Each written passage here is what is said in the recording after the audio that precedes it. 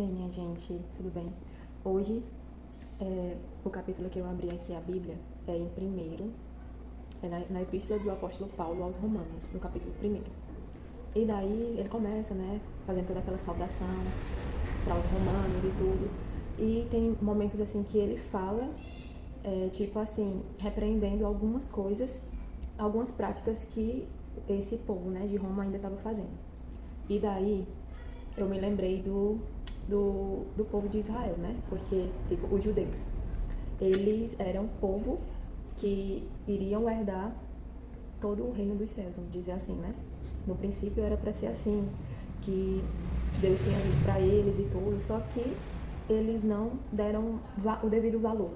E daí começou o evangelho a ser propagado para todas as pessoas. Então, assim, os judeus, era para ser só dos judeus, a promessa de Deus. Só que eles não aceitaram da maneira que Deus queria que eles tivessem aceitado. E daí, em vários momentos na Bíblia, Deus fala, já que eles não aceitaram, saiam propagando o evangelho para toda criatura que queira se salvar e que acredite que eu mandei o meu Filho Jesus Cristo e que ele é a salvação. E daí começa, toda essa questão dos discípulos e depois dos apóstolos a pregar o evangelho para todos os povos, que no caso todos os povos romanos, várias pessoas de várias nações são chamados de gentios, que são as pessoas que estão vindo por graça e misericórdia, de Jesus Cristo. E daí tem um momento que fala que os romanos estavam seguindo, segundo o que Deus queria, segundo o evangelho que Paulo estava pregando, mas em algum momento eles começam a se desviar, começam a retornar, a fazer as coisas que eles faziam, Antigamente, o que era que acontecia? Tinha a lei de Moisés, e daí, se você pecasse, você pegaria um animal e sacrificaria, e daí depois de alguns dias você iria estar purificado daquele pecado, Antigamente acontecia isso. Mas como Deus estava vendo que as pessoas estavam fazendo isso de chacota, levando a pagode demais a crença. Porque era para ser algo que, era para ser tipo assim, pronto, você se arrependeu daquilo dali, você vai sacrificar o animal, mas aí você não vai mais fazer aquilo que você estava fazendo, Você, de fato, vai se abster daquilo dali. Mas eles estavam fazendo exatamente o contrário. Eles faziam, aí assim, não, se eu matar um animal, eu vou ser purificado, daquele pecado. Então eu vou fazer, então eles já faziam premeditadamente. Não. Então eles já faziam de maneira premeditada. Não, eu vou fazer e daí depois eu mato, um animal e tô purificado e tô de boa. E daí Deus, logicamente, que não ia se agradar disso, Em algum momento Deus iria dar um basta. E daí esse basta que Deus deu foi mandando o seu unigênito, filho, para vir à terra, para morrer só uma vez pelos nossos pecados, E daí começou, antes era pela lei, aí agora a gente vive pela graça, E daí, se você fez algo que você acha que não foi muito bacana e você se arrependeu de fato e você quer mudar, beleza, Deus aceita demais, Ele vai julgar você conforme a justiça dele, Mas ele sabe o que de fato está no teu coração. Ele sabe se de fato você se arrependeu. E daí, Jesus mesmo, quando ele curava, quando ele perdoava algum pecado, ele sempre dizia assim, perdoados são os teus pecados, mas não cometa mais, Claro que pela fraqueza da gente, a gente vai cometer outros pecados, mas aquele, pelo menos, não cometa mais, Era sempre o ensinamento, vá e não peques mais. Então, assim, é difícil? Mas se a gente, de fato, assim, começar a buscar a convenção de Deus, a gente consegue, aos poucos, se arrastando, com muito sacrifício, mas a gente consegue ir avançando algumas coisas. E daí, lá em Roma, como eles estavam voltando às práticas, aí Paulo fala, na epístola, que é como que Deus, ele permite que a gente tome as nossas decisões, né? Assim, a gente tem o nosso livre-arbítrio. Você não já sabe o que é certo e o que é errado? Por que é que você quer voltar? Por que é que você vai voltar para o que você já sabe que não agrada a Deus? Então, eu achei bem interessante, assim, que Paulo, ele fala, né? Assim, ele diz, a gente tem um livre-arbítrio, mas aí vai depender de você se você quer. Deus, ele deixa as portas abertas, sabe? Você pode ficar dentro, você pode ir para fora, mas você já sabe, né? Depois que você sabe de alguma coisa, principalmente nessa parte espiritual, vai ser cobrado na medida que você sabe. Então, é por isso assim, que quanto mais você sabe, mais você vai ser cobrado, né? E é na espiritual e até mesmo na material, né? Quanto mais a gente sabe, mais a gente é cobrado, mais a gente é remunerado por aquilo dali. Avalie só na nossa vida espiritual. Então, eu achei bem interessante. Aqui em Roma, não tem essa questão de tipo, eu sei, eu vou lá, eu pequei e vou lá matar um animal. Não, aqui já é pela graça, né? Eles já souberam, né? Já têm conhecimento do Evangelho de Jesus Cristo. E daí eles vão decidir se eles vão continuar nas práticas pecaminosas deles ou então se eles vão se voltar verdadeiramente a Jesus. Diferente lá do começo, né? Como eu falei, que antes matavam animais para poder se purificarem. E daí, trazendo para a nossa realidade hoje, né? Que Deus, ele é tão maravilhoso, assim, tão sublime.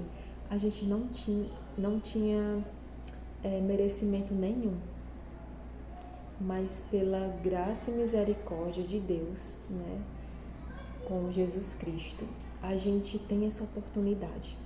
E muitas das vezes a gente não valoriza, né? Vocês já pararam assim para pensar que uma pessoa, né, morreu por nós? Às vezes a gente não aguenta uma filepazinha assim de pau entrando no nosso dedo, né? E uma pessoa morreu por nós, foram cravados pregos nas mãos dele, ele foi açoitado, ele passou um cálice muito amargo por nós. E muitas das vezes a gente parece que lê a Bíblia como que fosse uma fábula. E não é, minha gente. Não é. É tudo real. E a gente leva a nossa espiritualidade de maneira tão assim, na brincadeira. Eu acredito muito assim que existem muitas pessoas de bom coração, pessoas que de fato leem a Bíblia naquele sentimento assim de tristeza, muitas das vezes, em saber o tanto que Jesus passou, o tanto que tantas pessoas que só em professarem que acreditavam em Jesus Cristo, o tanto também que essas pessoas passaram. Hoje em dia, a gente servir a Deus, pelo menos aqui no Brasil, né? É muito fácil. Eu não vou morrer, ninguém vai me torturar se eu disser que eu sou cristã. Mas antigamente as pessoas eram torturadas só em dizer que eram cristãos. Então a gente vive num mundo assim muito, pelo menos aqui no Brasil, que eu sei que infelizmente, né, tem países que ainda oprimem, mas pelo menos aqui no Brasil é muito fácil a gente dizer que é cristão, é muito fácil a gente servir a Deus, né? Mas teve momentos que foi muito difícil, então a gente tinha que pelo menos ser gratos por estar vivendo nesse tempo, né? Porque Jesus, né, sofreu muito por nós, e Deus, que é o Pai de Jesus, o tanto que ele não sofreu também.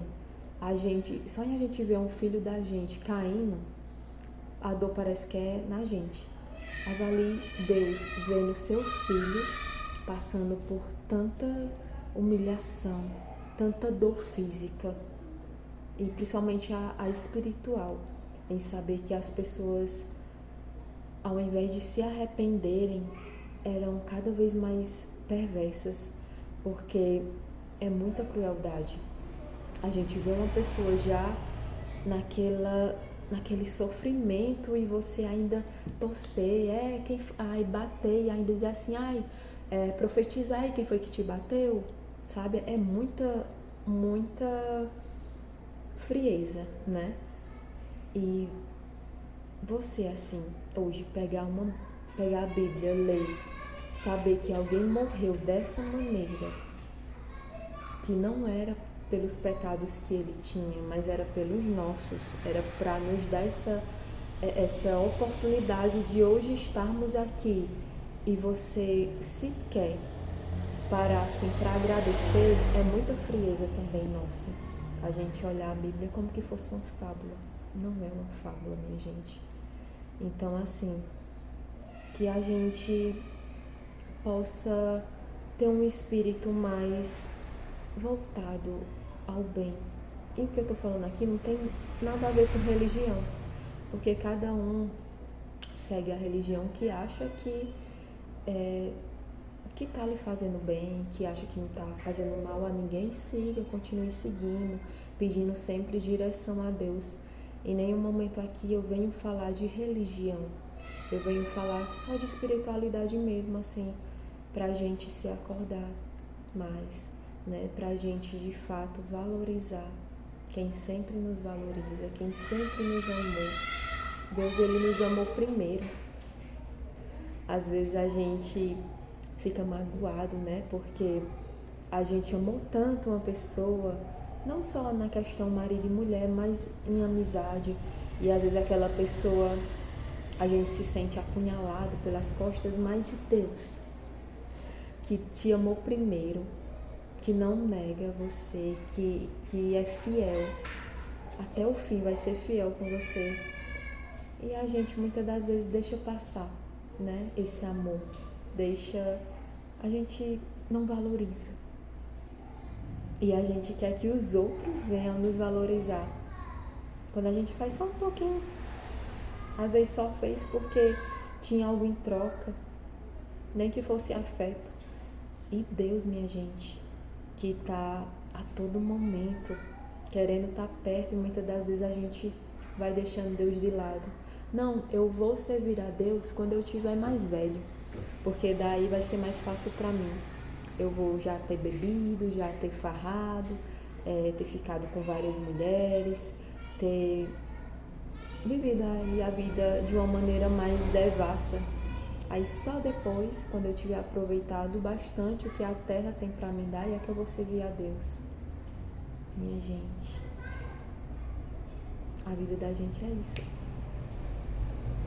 E daí, se no momento que você achou que ia ser interessante para você servir a Deus, se você não tiver mais vida, como é que você vai servir a Deus? E se Deus vier amanhã? Se Jesus vier amanhã? Ou então, já. A gente tem que servir a Deus de uma maneira mais profunda.